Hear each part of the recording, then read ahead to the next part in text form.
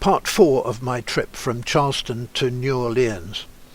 Local residents watched me as I spent some time at the anchorage behind Doboy Island, fixing the fuel tank sending unit and dipping the tank. Up anchor at 8:45 a.m. and crossed Doboy Sound in a flat calm. Into the Mackay River with the tide with us and making over 8 knots. On the other side,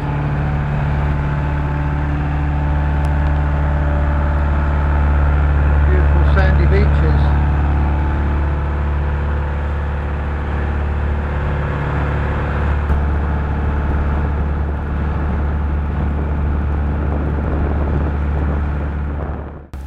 Turned into the Brick Hill River by mistake, but knew it would join the ICW later, as I had sheltered here in 2013.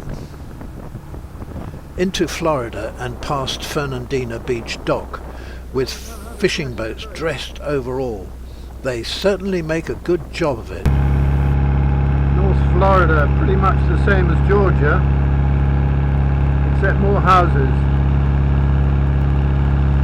Lovely part of the world, lovely. The South Amelia River.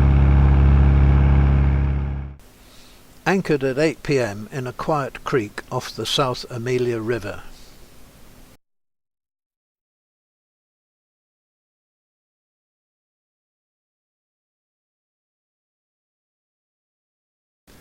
Woke to a beautiful hazy dawn, with blackbirds paying us a visit. Away at 7:40 and made good progress down Sawpit Creek. Crossed over the St. John's River, then pulled into Beach Marina to refuel, have a shower and a meal in the warm sunshine, chatting to a very pretty waitress, and lots of locals this Sunday lunchtime. Used the marina phone to sort out AT&T Wi-Fi at last, as I managed to speak to a human being. Back sailing the ICW at 2 p.m. and past beautiful homes in North Roscoe Boulevard. Anchored in Salt Run, St. Augustine, thinking it would be quieter than the main anchorage. Bad mistake, as we were rocked by passing boats. Woken by the wash of early leavers at 5 a.m. Left at 6:30 as soon as we could see the marks. A bit confused about the route at Matanzas Inlet, but the ripping tide helping us along at over 9 knots. Marineland Marina, where I sought shelter in 2013.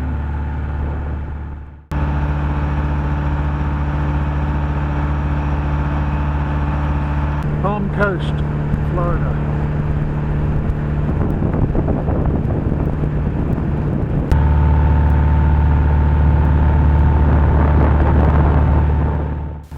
Fresh winds were forecast, so decided to anchor in Sheepshead Cut, Smyrna Beach, at mid-afternoon, as there were few sheltered anchorages before Titusville.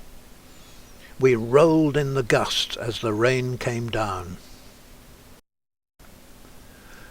Left before 7 a.m. in cloudy but calm weather, and motored slowly past some manatees as a pair of ospreys fished.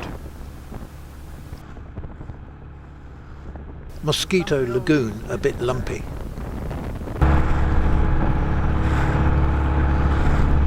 Mosquito Lagoon. A whole series of spoil islands. The dredge material in the Mosquito Lagoon. It goes for mile after mile. Boarded by the biggest horsefly yet. This is the biggest chub I've seen so far. The size of a moth.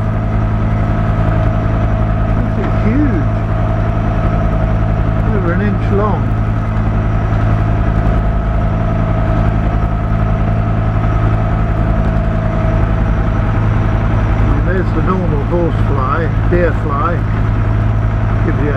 light.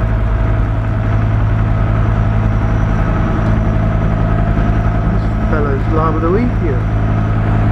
Look at the size of him. Tied up in Titusville Marina at noon. Sadly, the municipality had stopped their marina shuttle bus service. As my house battery was struggling to hold a charge, I replaced it here. A local feral cat peed on my V-berth. Took the bus to Walmart. The buses are fitted with bike racks. Good idea. Left at noon and into the huge Indian River, and a north wind helping us along. Rain all around, but not on us. Coast Guard sending out a pan-pan, asking if anyone had heard a Mayday broadcast. Not me. Dredgers busy near the Pelican Wildlife Refuge. Anchored at last light by Wabasso Bridge for a calm night. Thursday 7th of May, up at 6:15. Passed young ospreys in their nest and spotted several dolphins and a manatee. Morning, Osprey.